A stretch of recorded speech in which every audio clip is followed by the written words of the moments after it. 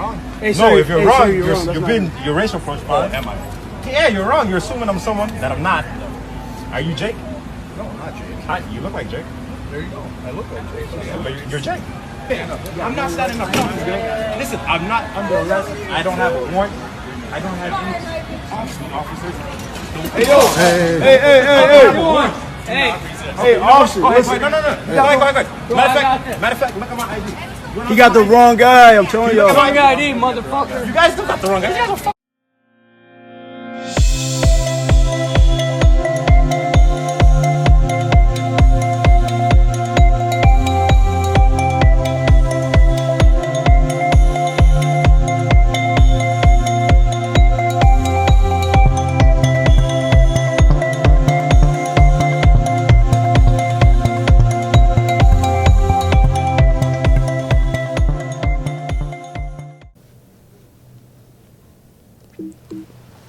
¿Qué tal, amigas y amigos? Bienvenidos al espacio del penalista. Y en esta ocasión vamos a hablar de un tema muy interesante. ¿Qué hacemos cuando nos detiene la policía? Vamos en nuestro coche y de repente nos hacen el alto y nos dicen deténganse. ¿Por qué? Pues porque vamos a revisar sus documentos, o un retén policiaco, o simplemente ¿será legal que nos detengan porque sí? ¿Qué podemos hacer? ¿Cuáles son nuestros derechos? De todo esto vamos a hablar con nuestro querido amigo y asociado de este bufete Hernández Barros Abogado, Rafael Martínez Vargas, que Rafael además es egresado de la Universidad de la Barra Nacional de Abogados, tiene varias maestrías y da clases en las principales escuelas de derecho de nuestro país. Además, desde luego, es un especialista en derecho penal, en juicios orales, de manera que los voy a dejar con mi querido Rafael. Pero antes, por favor, suscríbanse al canal en este botoncito y aquí en la campanita también denle clic para que les estén notificando cuando hagamos nuevos videos y por supuesto síganos en nuestras redes sociales, en el espacio del penalista Rafael Martínez Vargas. Adelante, Rafael. Muy buenas tardes, amigos del espacio del penalista. Hoy tengo el honor de poder compartir con ustedes este espacio que me concede mi maestro tanto en el plano práctico del derecho penal como también en el plano teórico del derecho penal, el enorme jurista, el doctor Julio Hernández Barros, quien me ha dado la oportunidad de poder compartir con ustedes y poder comentar respecto a este tema tan importante como lo es qué hacemos si estamos detenidos, si nos detienen por la comisión de un hecho que la ley señala como delito. ¿Qué hacemos? ¿No? Para lo anterior, pues bueno, tendremos que partir de la premisa de que en la Constitución Política de los Estados Unidos Mexicanos, pues se establece cuáles son los requerimientos para que pueda realizarse esta detención, que a su vez tiene un nexo con el artículo 146 del Código Nacional de Procedimientos Penales, en el cual se establece qué y cómo se podrá realizar esta detención. Dice este artículo que se podrá detener a una persona sin necesidad de orden judicial en virtud de flagrancia o bien en caso de flagrancia. ¿Cómo podemos entender esta flagrancia? En primera instancia la podemos entender como el momento exacto en el que se detiene a una persona que es detenida en el momento que está cometiendo un delito. En segunda instancia podríamos partir de que sea sorprendida esta persona cometiendo el delito y que sea material e ininterrumpidamente perseguida posteriormente al hecho. O bien que sea señalada por víctima u ofendido, o bien un testigo presencial de los hechos, o incluso un copartícipe que haya fungido como cooperador necesario, como cómplice, como autor material o algo por el estilo, y que quiera contribuir con las autoridades. Es así que una vez que a nosotros nos detienen, ya sea que sea bajo cualquiera de estos supuestos de la flagrancia, inmediatamente el órgano aprensor, el primer respondiente, nos tiene que poner sin demora ante la agencia del Ministerio Público, a manos del Ministerio Público, quien será quien va a resolver nuestra situación jurídico-procesal. ¿Cuánto tiempo tiene el Ministerio Público para resolver? 48 horas. Salvo en los casos que prevé tanto el Código Nacional como la Constitución Política de los Estados Unidos Mexicanos en cuanto hace a la delincuencia organizada, que incluso podrá duplicar ese término. Sin embargo, generalmente son 48 horas. En esas 48 horas el Ministerio Público puede realizar actos de investigación con la finalidad de establecer si se cometió un hecho que la ley señala como delito o no se cometió, no acreditar, establecer, y allegarse de los datos de prueba, de los elementos probatorios con la finalidad de esa situación. Las entrevistas a los policías, los informes policíacos homologados, algún dictamen pericial, la denuncia o bien la querella, en fin, todos los actos de investigación con la finalidad de poder establecer si se cometió un hecho que la ley señala como delito o no. Ahora, nosotros ¿qué derechos tenemos una vez que estamos ante la gente del Ministerio Público? En primera instancia, nosotros tenemos derecho a que se nos presuma inocentes en tanto no se pueda resolver esa situación ante un juez o un tribunal de enjuiciamiento que pueda determinar si este hecho se acreditó o no se acreditó. Por ende, en sede ministerial, pues debemos ser tratados como inocentes. Es decir, la presunción de inocencia es el primer derecho que tiene un imputado. Por otro lado, tenemos derecho a que se nos diga qué y quién es quien nos acusa y por qué motivos que se nos acusa. Posteriormente también tenemos el derecho a tener un abogado defensor que ejerza nuestro derecho de defensa, y esta defensa, además de ser un derecho humano, supone una defensa técnica y adecuada.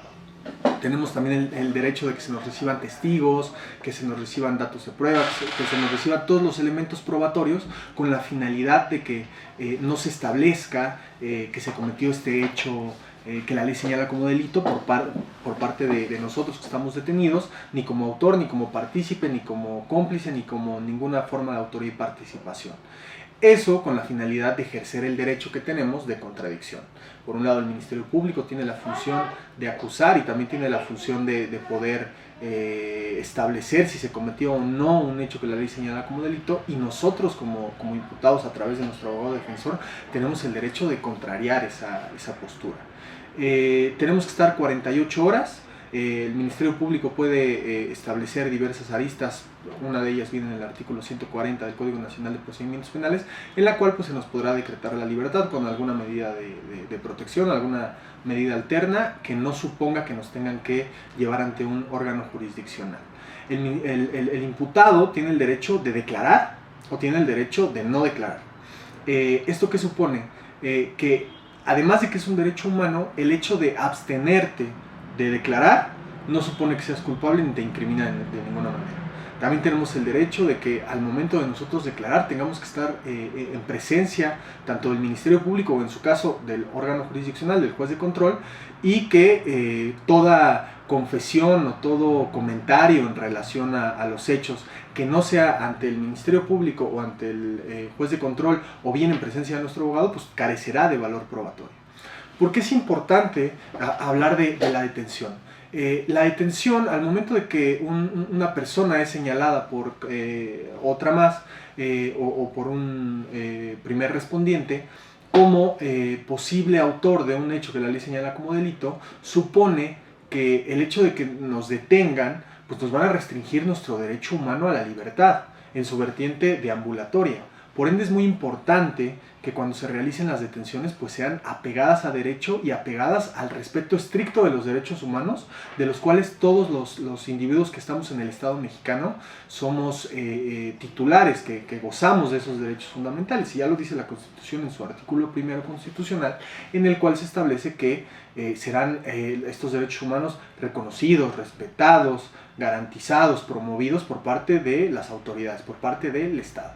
Por ende es muy importante este tema, saber que tenemos esos derechos humanos, saber que en el momento que nos detienen nos tienen que decir por qué nos están deteniendo y nos tienen que tratar como inocentes además. Nos tienen que decir quién nos está señalando, por qué nos está señalando y acreditar estos supuestos de la flagrancia.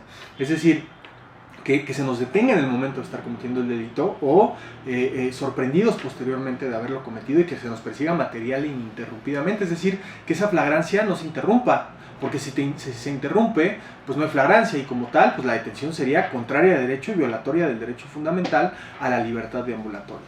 Que tiene como consecuencia, pues el derecho penal pues se cinde en diversos temas y debe de ser respetuoso de sus principios, debe de ser respetuoso de estos principios que lo rigen, el principio de taxatividad, de legalidad, de estricta aplicación de la norma, de seguridad jurídica, de certeza jurídica, y por ende el hecho de que no se cumpla esta detención en flagrancia, pues contrariaría a esos principios. O bien que no seas señalado o que pase un tiempo y que no seas perseguido material e ininterrumpidamente, pues bueno, entonces la flagrancia no se da y por ende si te ponen a disposición, pues el Ministerio Público tiene que advertir esa situación. O en dado caso ya si judicializan la carpeta de investigación, si ya intervino un juez de control, pues bueno, el juez de control tiene que calificar de ilegal esa detención.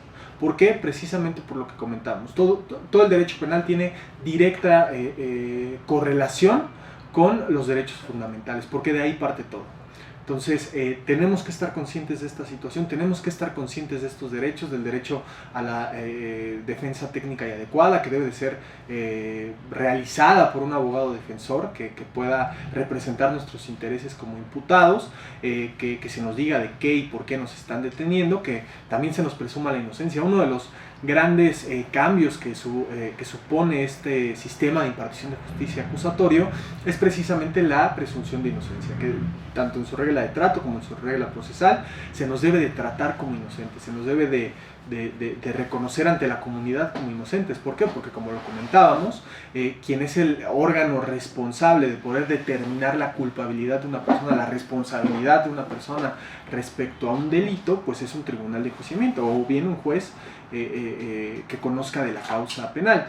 Entonces, esta parte de la presunción de inocencia me parece sumamente trascendental a la hora de hablar de las detenciones, ¿no? Pues agradecerles el haber participado con nosotros, el haber visto esta cápsula, agradecerle de nueva cuenta al doctor Julio Hernández Barros por la oportunidad y pues bueno, espero nos podamos ver en alguna otra cápsula y poder compartir algún otro tema jurídico penal o de derechos humanos con todo el gusto del mundo. Muchísimas gracias.